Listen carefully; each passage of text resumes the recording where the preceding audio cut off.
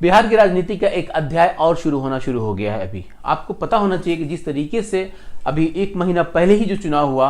Result आई, सरकारें बनी, मंत्रालय बना, लेकिन अभी उसमें इतना बड़ा पेच है कि अब वो पेच सुलझने का नाम नहीं ले रहा है। जी हाँ, मैं बात कर रहा हूं अभी एनडीए की सरकार जो वर्तमान में है और जिसकी अभी जिस तरीके से डंका बज रही थी पूरे देश में, कहीं ना कहीं बिहार में आकर के इनकी ये लकड़ी फंस चुकी है। नमस्कार, आप देख रहे हैं S24 न्यूज और मेरा नाम हुआ कौसर। जैसा कि अभी हम लोग देख रहे थे कि बिहार की जो राजनीतिक पारा जो है, हालांकि टेम्परेचर जो है कि ठंडी का एकदम बिल्कुल गिर रही है, ठंडी बढ़ रही है, लेकिन राजनीतिक तापमान अपने पूरे शबाब पे है, उबाल पे है।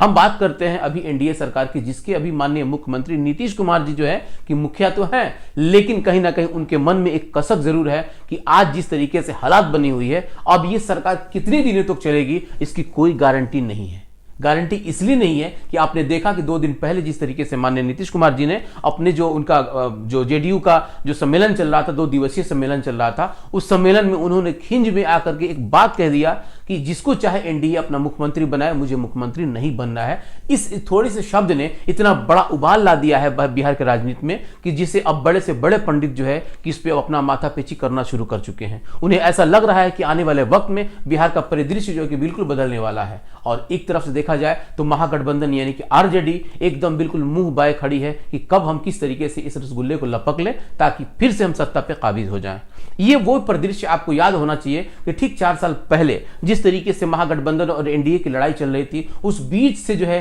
कि एकदम घास मतलब बिल्कुल मक्खन की तरह जो इसमें से बाल निकाल दिया जाता है, उस तरीके से नीतीश कुमार निकले और फिर से एनडीए के पाले में चले गए। आज फिर वही माहौल बनता जा रहा है कि किस तरीके से अब वो एनडीए से निकलेंगे और महागठबंधन के पाले में चले जाएंगे। अब यही वक्त अब धीरे धीरे आ रहा है। कई एक राजनीतिक विशेषज्ञ कह भी रहे हैं कि जिस तरीके से अंदरूनी तौर पे एक जो है कि बार्गिन की स्थिति आ गई है, खास करके बिहार के राजनीति में, ये देखना बड़ा ही दिलचस्प होगा। और जिस तरीके से आज जो मध्य प्रदेश की जो घटना हुई है, या फिर अगर देखा जाए तो अरुणाचल प्रदेश की जो घटना हुई है, ये घटना कहीं ना कहीं जेडीयू को अपने पूरे संगठन पे सोचने पे मजबूर कर दिया है। और उसके बाद जो नीतीश कुमार जी जो माननीय मुख्यमंत्री हैं, उनके सबसे खास कहे जाने वाले आईपीएस अफसर जो कि अमीर सुबहानी साहब हैं, उनको लेकर के जिस तरीके से बीजेपी ने उनके ऊपर एक टारगेट किया है और कहा है कि 15 सालों से जिस पद पे वो जमे हुए हैं उनको कहीं ना कहीं हटाना चाहिए। अब इन सब चीजों को लेकर के जेडीयू एकदम अंदर से बौखलाहट में है।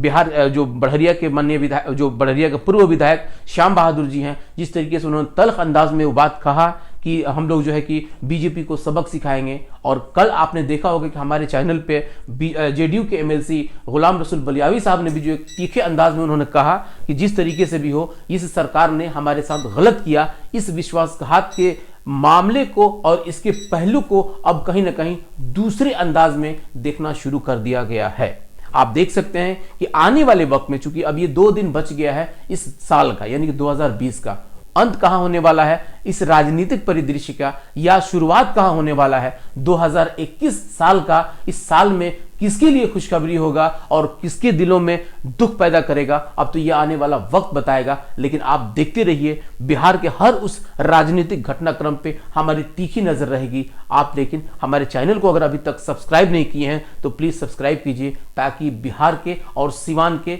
हर उस घटना से हम आपको वाकिफ कराते रहें।